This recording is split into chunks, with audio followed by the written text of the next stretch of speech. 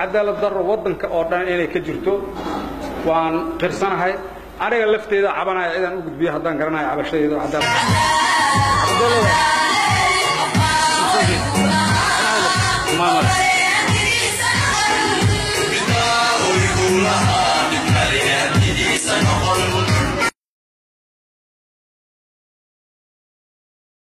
qofku ka itaalroon yahay ayuu xadgudub sameynaya qofku leebi ka lacag badan yahay ayuu xadgudub sameynaya qofku qabiilkiisu ka weyn yahay perhaps waxa ayuu xadgudub sameynaya يعني qof kaamil ah ma jira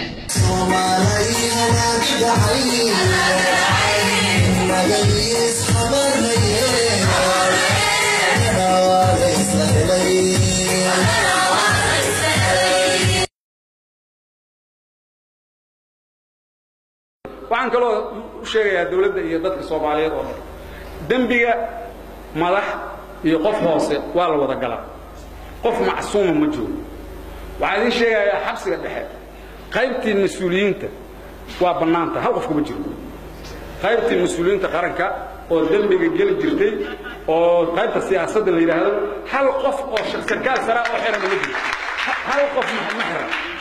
وعوي ضدك عن أود وحوي دبات وين أياجر وضن كعدالة درجة كربش ياجرو تاسع كمدا وعوي والله بغيرها مال والبعد دبات كجرته وحقيسة شغال بدنا نوعي معنا وعليه وسير كشغال يجري نكلا قوة أما جورو في التمركز صامج على يكون فرسي كرسي بغير الشرعي مالك أنا ما هنا شرعي هذا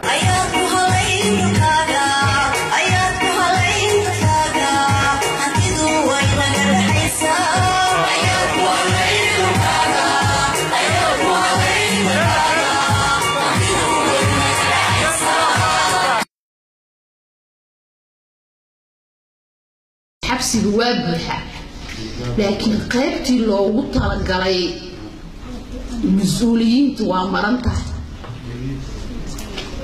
maxay taasi cadeynaysaa inuu sharcigu qabanayo kaliya yaawa sharciga waa in loo tinaadaa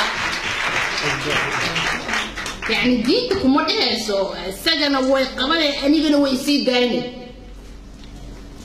مسؤوليتdaas qof walba saaran tahay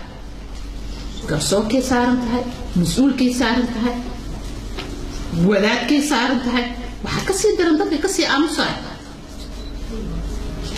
يعني xadgudub yuku dhaca qof walba ku dhaco annaga hadda mas'uuliyiinta laftirkeena waxa loo baahan yahay wada xisaab